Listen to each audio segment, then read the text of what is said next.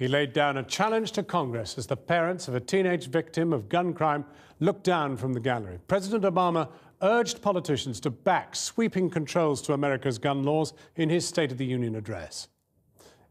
In the latest in our series on guns in America, we look at the president's challenge. He may have won the public argument, but can he win the law? Over now to our Washington correspondent, Matt Fry.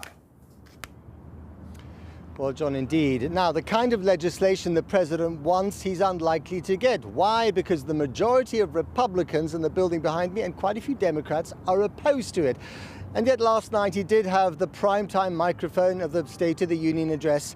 And although he spoke about a whole range of issues from the economy to the environment, the emotional apex of that speech was when he talked about gun control. And the rather poignant backdrop to the speech, well, that was provided by events on the other side of the country.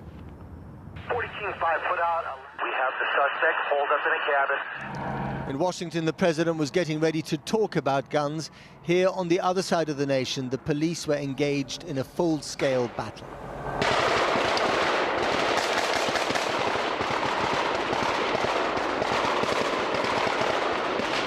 In Southern California, the manhunt for Christopher Dorner, the disgruntled cop-turned-cop killer, had led a small army of police officers to the mountain resort of Big Bear.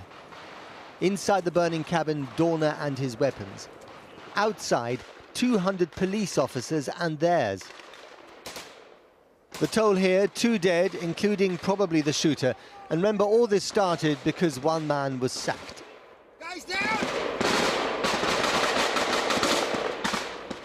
With such real action drama unfolding live on TV, the cable networks had to tear themselves away to cover the other story of the night.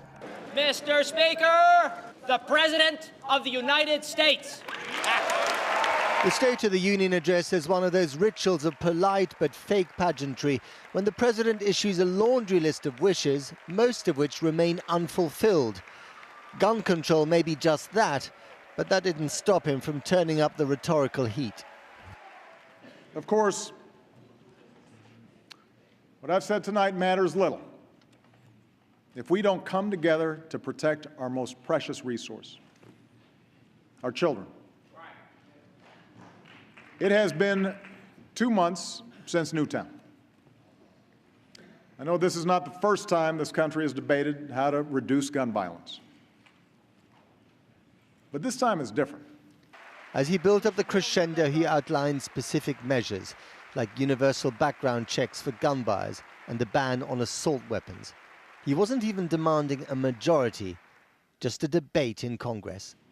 Each of these proposals deserves a vote in Congress. No clapping from the stony-faced Speaker of the House on the right, who stayed glued to his seat like most of his fellow Republicans.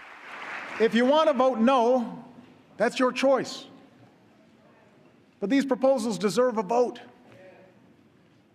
Because in the 2 months since Newtown, more than 1,000 birthdays, graduations, anniversaries have been stolen from our lives by a bullet from a gun.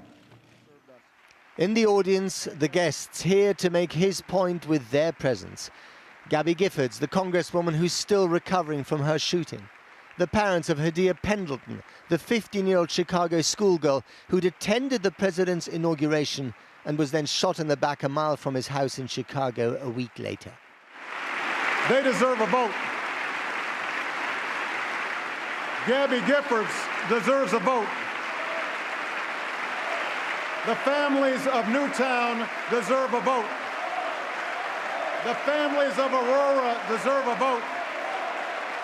The families of Oak Creek and Tucson and Blacksburg and the countless other communities ripped open by gun violence, they deserve a simple vote. The most powerful moment of the speech, an attempt to shame those in Congress who do not dare touch America's lax gun laws for fear of not being re-elected to this chamber. And that happens to be the majority.